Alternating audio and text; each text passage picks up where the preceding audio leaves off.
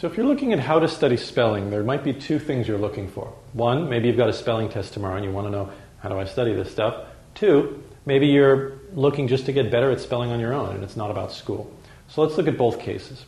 So first of all, let's say, we'll use the second one first actually. Let's say you want to become better in spelling.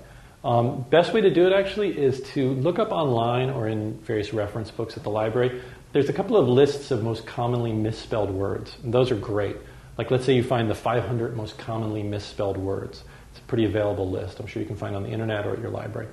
And then what you want to do is study those words. And believe it or not, if you get better at those 500 words, your spelling will improve dramatically. Number one, because those are the ones you're most commonly misspelling.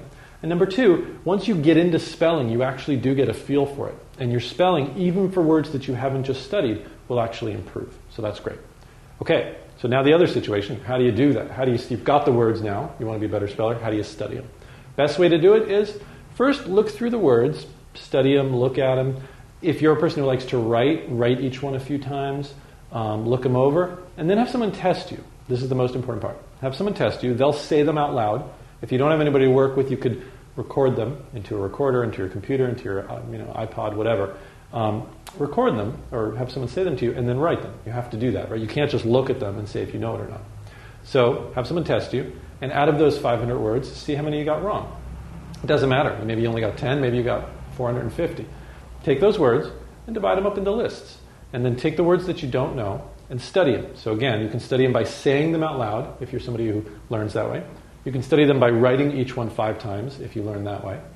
Or you can study them just by looking at them over and over again, flashcards or something, if you learn visually, if you learn that way. Study them for a while, and then have someone test you again. The ones you've learned, cross off. The ones you still don't know, study again. So that's the best way to study for a spelling test, is study them, have someone test you, study them again, have someone test you again until you know them.